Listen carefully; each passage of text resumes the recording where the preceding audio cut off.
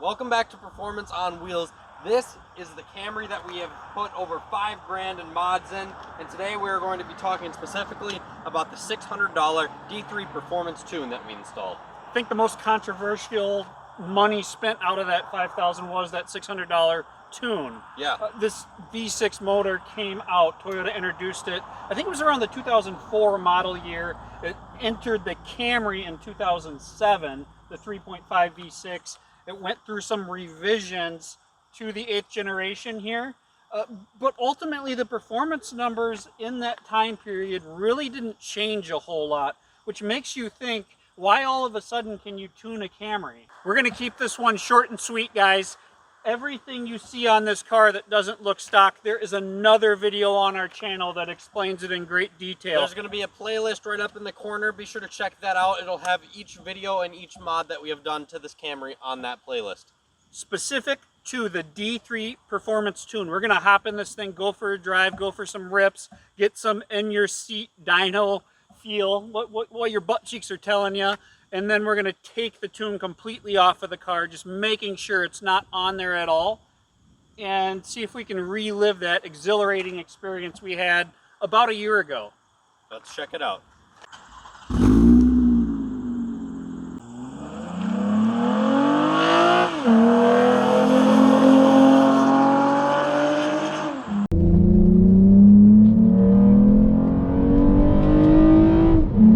Good to be back on some twisties in the Camry. I still think the best mods, I know this video is all about that tuner, but the best mods that we did to the car are the lowering springs and the Michelin tires.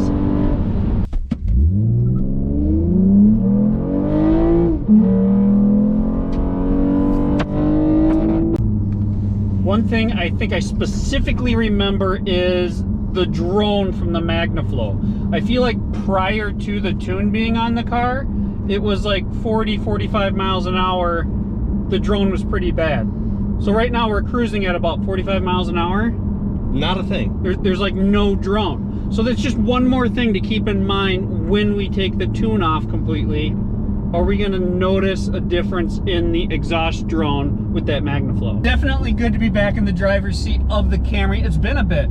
You know, we've had COVID happen, pandemics, the world is changing. Not many miles have been put on the Camry in quite some time. Not at all. The one thing that we'll note, we get a lot of comments. Any issues with rubbing, any issues with lowering springs, any codes when you put the air intake on, any issues with the tune. The car, not a single issue at all. 100% flawless. Toyota no check reliability at its finest. And that goes right into talking about the engine, which I kind of brought up in the intro a little bit, that this 3.5 liter engine was introduced to the Camry in like 2007. That would be the 6th generation Camry. And then it carried over into the 7th generation, and now in the 8th generation, that is the same 3.5 liter V6. Crazy. There's just there's been some revisions. The heads have been changed, and the way the fuel is going into the motor, the injection system has changed.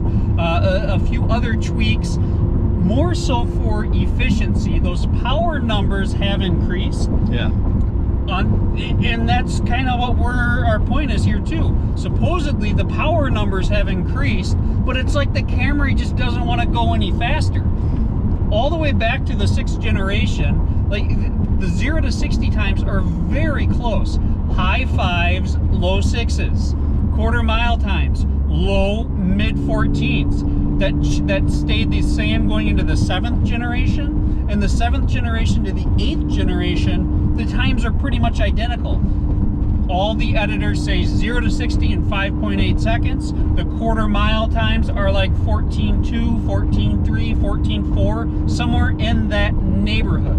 Now my interpretation is we haven't had much luck getting any improvement on the 0 to 60 times. Yes, we haven't hung out with Bill Nye the Science Guy and plugged in computers and had all sorts of crazy graphs to look at, so we don't have like scientifical proof. No, but if we're using the same app back and forth, the number should change either way. And that was our thinking behind it. We're trying to keep it as on point as we can. We're trying to keep the parameters as similar as we can, but we're still getting consistency with and without the tune, as well as consistency that is in line with what all the big name editors. It might not be to the exact same spec.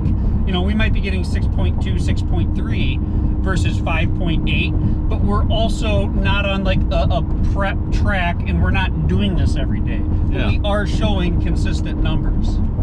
So when we put the tune on, like you can check out in this video right up there in the corner, it was cold out. It was just coming out of winter. We had bald tires. We had 3 people in the car, and we didn't really know what the heck we were doing, to be honest with you. We just kind of threw the tune on and smiled. Went for a rip. Yeah, we went for a rip, smiled, and said it was faster. It did feel faster, but the real question is, now that we have super sticky tires on it, is it actually faster? I think was it complete like placebo effect that it was all in our head? I don't know. It very possibly could have been. We just spent $600 here for the car has to be faster. Indeed, it just might have to be. But that's the thing when tuning a naturally aspirated motor. You never know what's going to happen. With supercharged and turbochargers, you just turn up the boost a bit, and it's pretty obvious. We're going to have to dive deep. We will. All right, so let's just take off here. I'm going to give you my impressions. So she rips. What's fun about the car right now and what I feel, whether it's off of a dead stop, dead stop,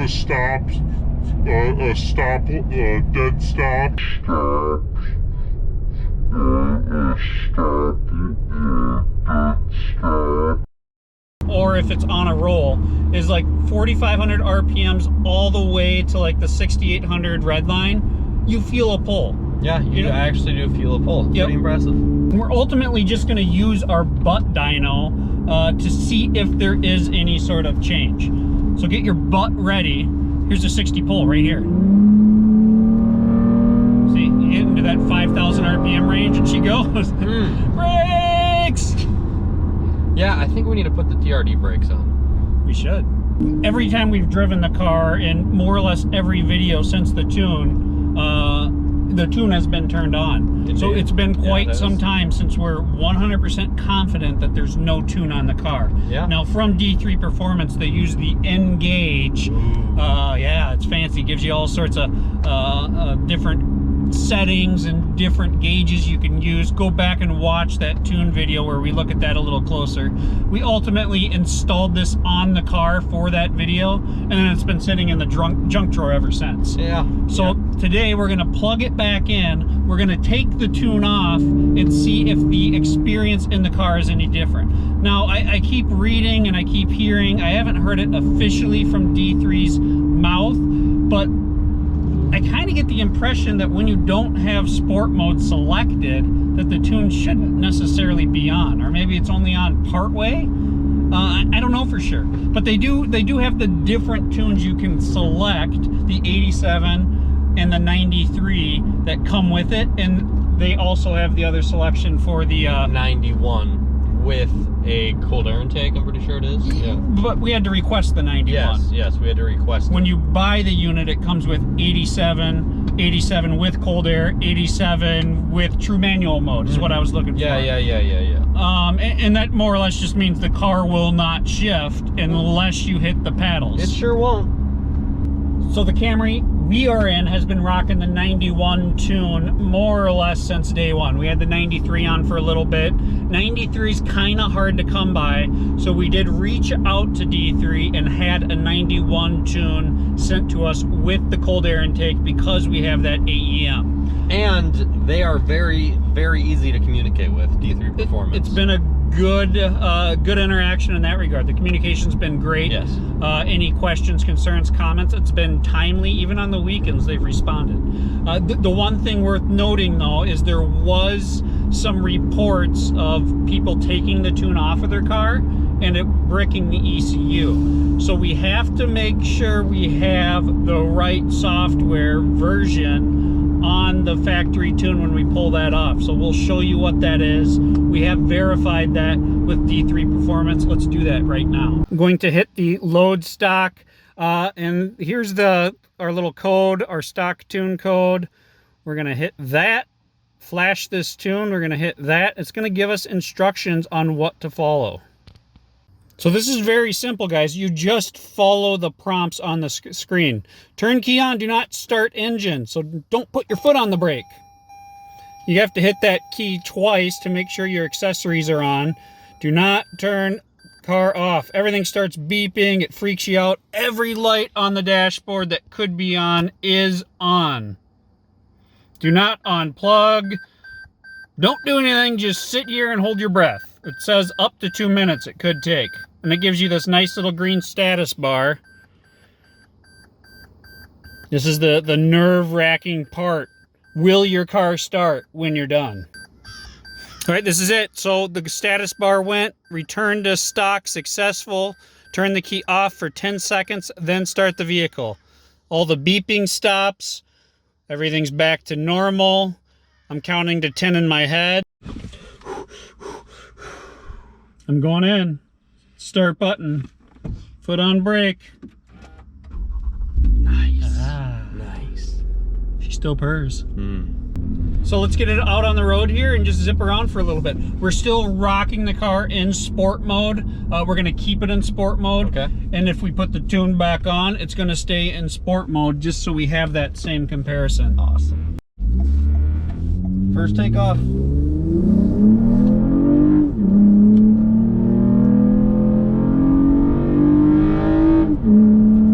There is a difference. I do too. I think there's an actual in your seat difference. Yeah, there is.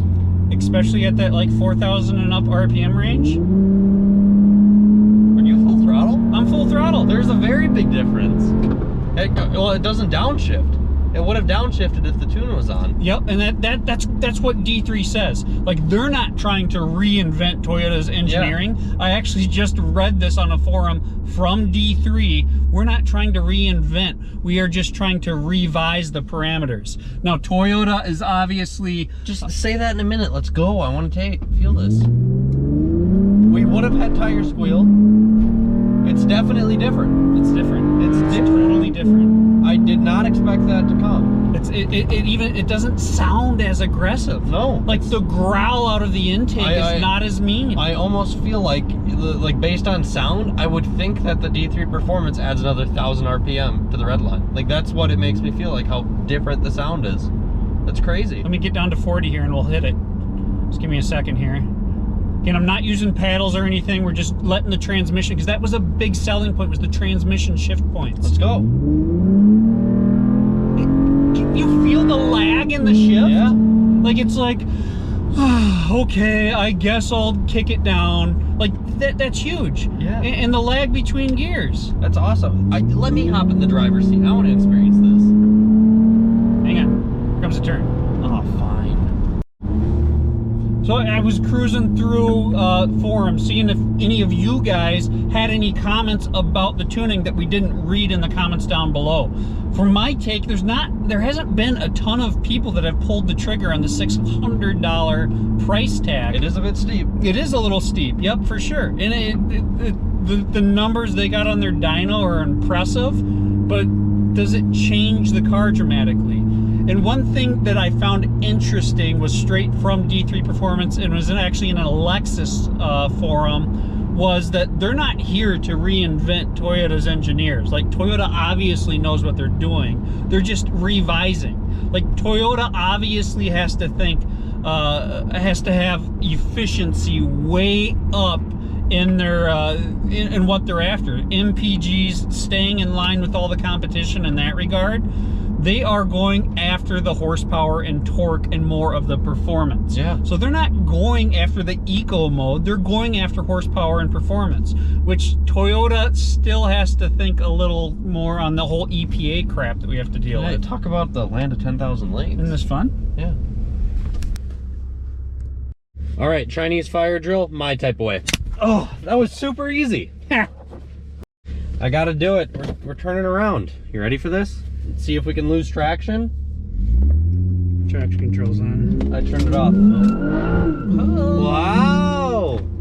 Right off the bat, just a small acceleration coming to that turn there. The gas pedal isn't as responsive. I didn't notice that immediately. That has to do with an electric throttle.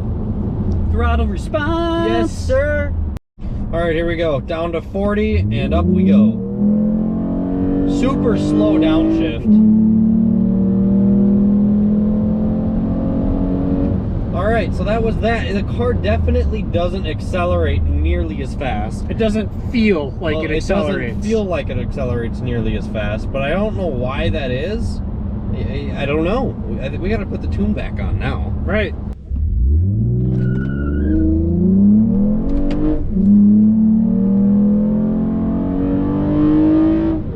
Yeah, so it doesn't feel like it pulls as hard, and I do at the top end. There isn't as much intake and MagnaFlow noise. I don't know where the sound went or what exactly the tune does to increase that.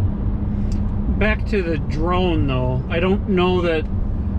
Oh, well, we check that out. Why don't I put cruise control on here? Boom, boom. We're on cruise control. There it is. There it is. 50 miles an hour, and there is drone. Interesting.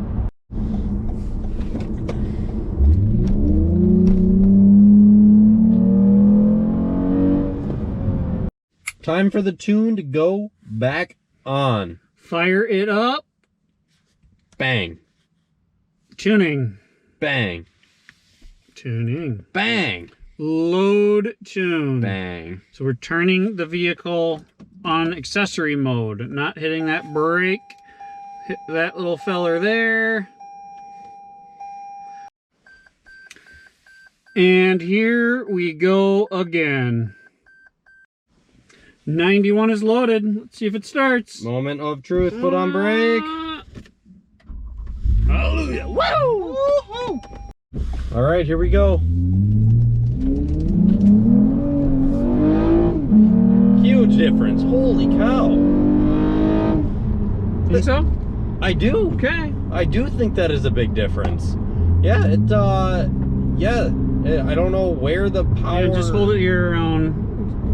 Back off here for a second. I want to feel a pull. Okay. What do you want to feel it from? About 40, right about here. Right now? Yep. Oh, it that was lame. It didn't downshift. Didn't downshift. What? Here we go.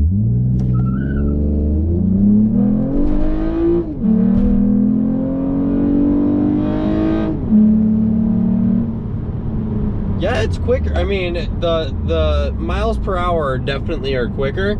The in-your seat feel isn't a super dramatic difference, but it does accelerate faster. It's definitely accelerating faster. Let's see if it downshifts this time. It's not downshifting. That's awfully weird. Let's see if it downshifts going 39. What in the world? I totally thought it would downshift.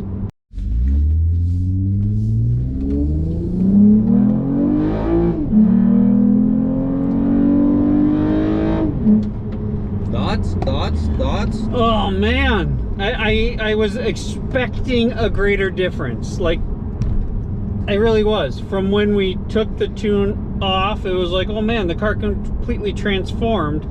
Now we put it back on. I mean, it downshifts way more. There's no doubt about that. I feel like the throttle response is definitely there. As far as soon as I hit the throttle, I'm getting a reaction from the car, so there's no delay in that. But there's that pedal commander on the market that we've heard a lot about in the comments. That does the same thing. That in itself changes the driving experience. You feel like the car is more in tune with what you're doing. So I previously said like 4,500 to 5,000 RPMs is when you feel the pull, right? I mean, you definitely feel it. That's when this motor is, that's when we're moving. That's when it's scooting good. That's where the power band is. That's where the power band is for sure. Well said. But I don't know that there's a dramatic difference. I think there is a placebo effect that happens. I think it's in your head to a certain degree, that it's like, hey, my car's tuned, and yeah, we're getting these throttle response differences, and we're getting some different shift points that make you have a different driving experience. Oh.